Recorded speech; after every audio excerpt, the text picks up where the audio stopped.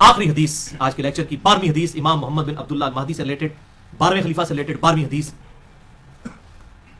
یہ مرفوع بھی ہے لیکن وہ ضعیف طرق ہے. یہ موقوفاً روایت ٹھیک ہے سیدنا ثوبان سے المستدرک للحاکم میں انٹرنیشنل نمبر کے مطابق 8531 نمبر کے آپ صلی اللہ علیہ وسلم نے فرمایا جب تم خراسان کی طرف سے سیاہ جھنڈے آتے ہوئے دیکھو تو ان کا استقبال کرو کیونکہ فیہا خلیفۃ اللہ المہدی، ان میں اللہ کا خلیفہ مہدی بھی ہوگا.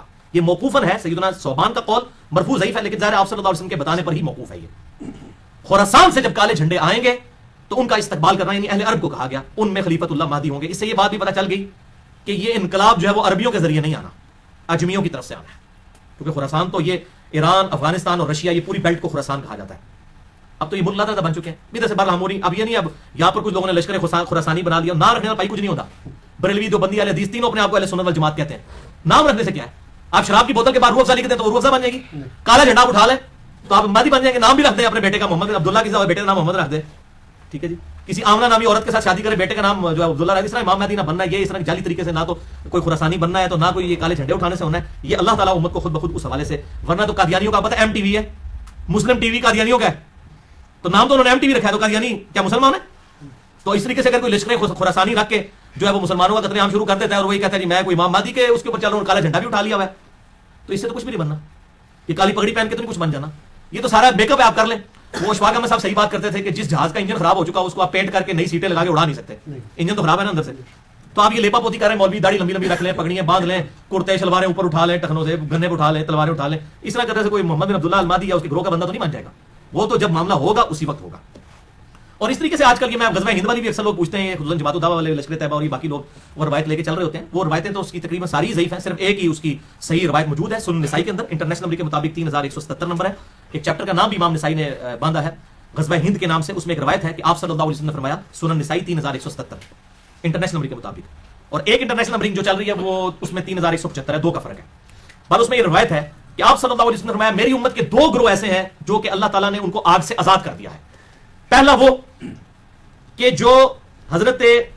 گروہ وہ جو کہ ہند کے غزوے میں شریک ہوگا. غزوہ کہتے ہیں لڑائی کو، کوئی بھی لڑائی ہو.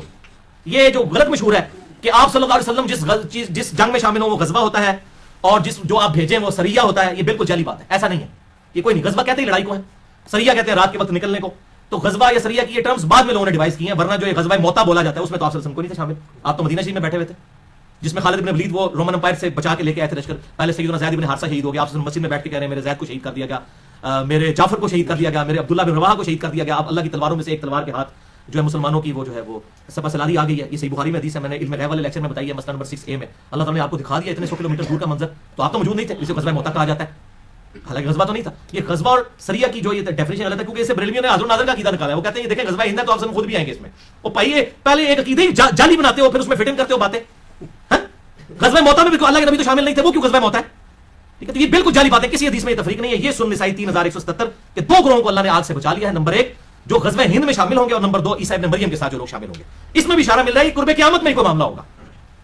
وہ محمد بن قاسم جو ہے وہ اپنے اوپر یہ بشارت لگاتا رہا بنو امیہ کا. محمود غزنوی جو ہے وہ حملے کرتا رہا دولت کی لالچ کے اندر ادھر آ کے انڈیا میں، اور وہ سومنات میں حملے کرتا رہا. کیا صوفی لوگ تھے، سارے درباروں میں بیٹھنے والے لوگ تھے. ٹھیک ہے، یہ لوگ اسلام کے لیے آئے تھے. آپ کیا سمجھتے ہیں ظہیر الدین بابر اسلام کی خدمت کرنے آیا تھا یہاں پہ؟ یہ مسلمان حکمران تھے، اسلامی حکمران تو نہیں تھے. یہ اسی طریقے سے تھے جیسے چنگیز خان تھا، بس یہ تھا کہ ان کے ساتھ مسلمان کا ٹائٹل لگا تھا، باقی ہے تو مسلمان تھے. یہ ہم نہیں کہتے کافر تھے، لیکن اسلامی حکومتیں تو کوئی نہیں تھی. تو اس طریقے سے وہ محمد بن قاسم اپنے اوپر لگاتا رہا، اس کے بعد محمود غزنوی اپنے اوپر لگاتا رہا، آج لشکر طیبہ اپنے اوپر لگا رہی ہے. او بھائی قرب قیامت میں ہونا واللہ عالم یہ کس کے اوپر فٹ ہوتی ہے. اور باقی آپ کو تو ویسے ہی ہم بشارت دے دیتے ہیں. صحیح مسلم میں 553 نمبر حدیث ہے انٹرنیشنل نمبر کے مطابق، جس نے پورے خوشو وضو کے ساتھ وضو کیا اور 2 رکعت پڑھ لی تحیۃ الوضو جو ہے پوری توجہ کے ساتھ، اس پہ جنت واجب ہوگی. تسی بھائی نہ بیڑی بھیڑے شامل ہو تے نہ جناب تسی قسطنطینیہ دے حملے شامل ہو، تسی گھر بیٹھ کے بھائی جنت دی بشارت لے لو. صحیح مسلم 553 اس بعد جو مرضی کر دے لو. اس طریقے سے نہیں، وہ وقتی طور پہ ضرور جنت واجب ہو جائے گی، لیکن بعد میں بھی کرتوت دیکھنے ہوں گے. اللہ تعالیٰ کی کوئی اسپیشل پروٹیکشن ہو تو پھر ہی بندہ بچتا ہے. تو یہ اس طریقے سے لوگ جو بشارتیں فٹ کرتے پھرتے ہیں، یہ کوئی کنفرم نہیں ہے. میں نے آپ کو مشکات کا بتا دیا کہ اگر کسی کو شوق ہو تو یہ مشکات کا پورا چیپٹر جو ہے 3-4 چیپٹرز کٹھے ہیں، 142 احادیث ہے انٹرنیشنل نمبر کے مطابق 5379 سے 5520 تک.